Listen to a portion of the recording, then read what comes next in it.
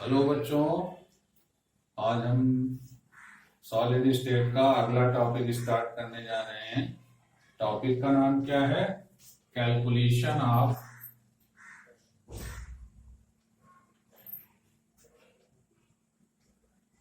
Dimension of unit cell. ठीक है, इस टॉपिक को हम दूसरे वर्ड्स में कैसे बोल सकते हैं? दूसरे वर्ड्स में हम बोल सकते हैं इसको relation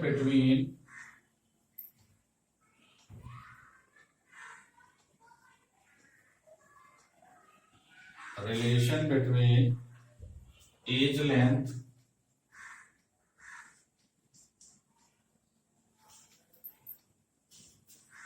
molar mass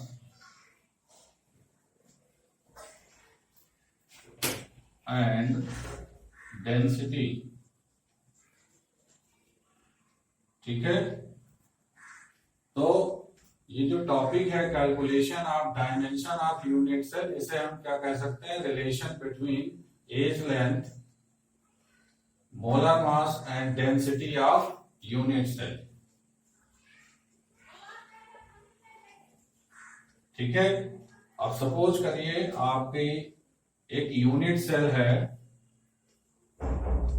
this is the unit cell and these are dimensions. अगर ये डायमेंशन ए है तो ये भी ए है, तो ये भी ए है। ठीक है, हमें इस डायमेंशन की बात करनी है और ये जो यूनिट सेल है इसको हमने कैसा नाम रखा है कि ये यूनिट सेल जो है वो कैसी है? बिल्कुल जिसकी सारी डायमेंशन इक्वल है। ठीक है, तो क्यूब है ये पूरा। अब हम यहां पर सबसे पहले समझेंगे कि जो मोलर मास है और जो डेंसिटी है, इससे हम कैसे रिलेशन बना सकते हैं। तो आपको पता है कि डेंसिटी का फॉर्मूला क्या होता है? Density is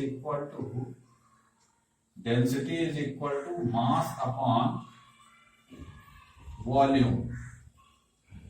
mass upon volume. ठीक है, अब अगर हम डेंसिटी ऑफ यूनिट सेल की बात करेंगे तो density of unit cell is equal to mass of unit cell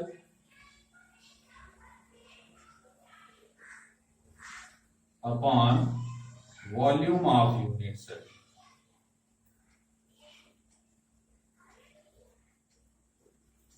ठीक है, अब यहां समझने वाली बात क्या है कि जो यूनिट सेल है उस यूनिट सेल में क्या होगा? कंस्टिट्यूएंट पार्टिकल्स होंगे और ये कंस्टिट्यूएंट पार्टिकल में जरूरी नहीं है कि आपका जो है एक यूनिट सेल में अगर प्रिमिटिव सेल है तो कंस्टिट्यूएंट पार्टिकल 1 होंगे, उसकी रैंक 1 होगी। और अगर बॉडी सेंटर्ड है तो उसके कंस्टिट्यूएंट पार्टिकल 2 होंगे, यानी रैंक उसकी 2 होगी। अगर वही आपका कैसा है? फेस सेंटर्ड है तो उसके लिए क्या होगा? नंबर ऑफ कंस्टिट्यूएंट पार्टिकल 4 होंगे। और अगर आपका सीसीपी है तो उसके लिए भी 4 होंगे। ठीक है ना? अब कंस्टिट्यूएंट पार्टिकल तो 4 हो गए, तो मास ऑफ यूनिट सेल आप कैसे पता करेंगे? मास ऑफ यूनिट सेल पता होने के लिए आपके पास क्या होना चाहिए? आप जरा उसको ध्यान से सोचिए कि किसी यूनिट सेल में मान लीजिए n एटम है, लेट कर लीजिए, let the number of constituent particles in one unit cell be n, small n। ठीक है ना? n मान लिया तो and mass of one constituent particle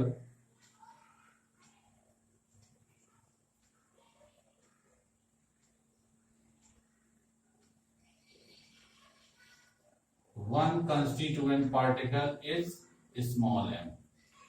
ठीक है, तो now mass of unit cell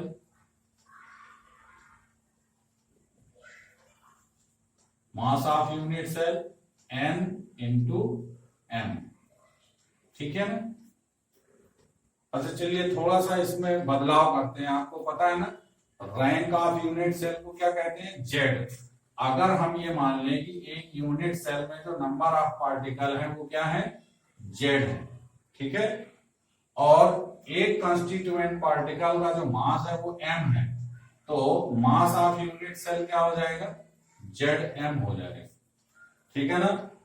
लेकिन अब समस्या क्या है आपके पास, एम की वैल्यू आपको कैसे पता होगी, एक एटम का मास कैसे पता होगा आपको, एक एटम का मास भी तो पता होना चाहिए ना आपको। तो एक एटम का मास पता करने के लिए आपको जरा थोड़ा सा दिमाग लगाइए। आपने 9th में भी मोल कॉन्सेप्ट पढ़ा था, 11th में भी मोल कॉन्सेप्ट पढ़ा था। आपको पता है ना mass of one atom is equal to क्या हो जाएगा, molar mass upon Avogadro number Na। ठीक है, अब मोलर मास क्या होता है, कैपिटल एम, एवोगैड्रो नंबर हो गया Na। मींस जो m की वैल्यू है वो क्या हो जाएगी, m अपॉन Na। अब अगर हम यहां पर मास ऑफ यूनिट सेल में m की वैल्यू हम क्या पुट कर दें, m अपॉन Na, तो क्या हो जाएगा, m is equal to z into m upon Na। Understand, बात समझ में आ रही है ना।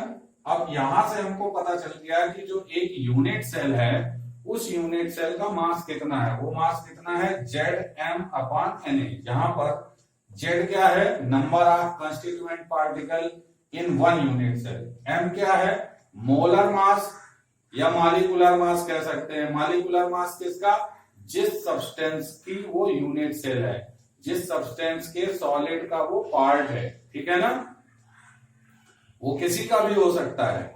कैल्शियम कार्बोनेट का होगा तो एम की वैल्यू क्या हो जाएगी, 100। अगर वो आयरन ऑक्साइड FeO है तो उसके लिए Fe 56, ऑक्सीजन 16, 56 प्लस 16 कितना हो जाएगा, 72। समझ रहे हैं ना। तो मोलर मास हो गया और एवोगैड्रो नंबर, इससे क्या आ जाएगा, mass of one unit cell आ गया। अब आपने स्टार्टिंग में फार्मूला क्या लिखा था, जो आपने फार्मूला लिखा था डेंसिटी का, तो अब उसी में आ जाते हैं। If density of unit cell is small d, then d is equal to क्या हो जाएगा, Zm। ये तो हो गया आपका मास ऑफ यूनिट सेल। ठीक है ना, Zm अपॉन Na क्या हो गया, ये मास ऑफ यूनिट सेल।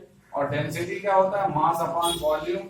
तो वॉल्यूम क्या हो जाएगा, क्योंकि हमने जो यूनिट सेल ली है वो कैसी है, क्यूब है, और क्यूब का जो वॉल्यूम का फॉर्मूला होता है वो क्या होता है, डायमेंशन का क्यूब, और डायमेंशन है स्मॉल a, तो क्या हो गया, a क्यूब। तो एक इस तरीके से हमें एक फार्मूला मिल गया, density is equal to Zm upon Na into a cube. समझ गए ना।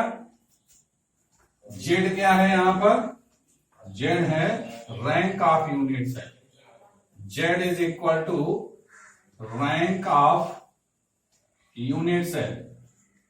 ठीक है, इसे हम नंबर ऑफ कंस्टिट्यूएंट पार्टिकल भी कहते हैं। m मोलर मास, ठीक है, m क्या है, मोलर मास।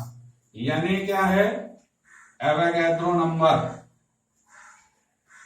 एवोगैड्रो नंबर, इसकी वैल्यू कितनी होती है, 6.022 इंटू 10⁻23। एंड A क्या है, A हो गई आपकी एज लेंथ,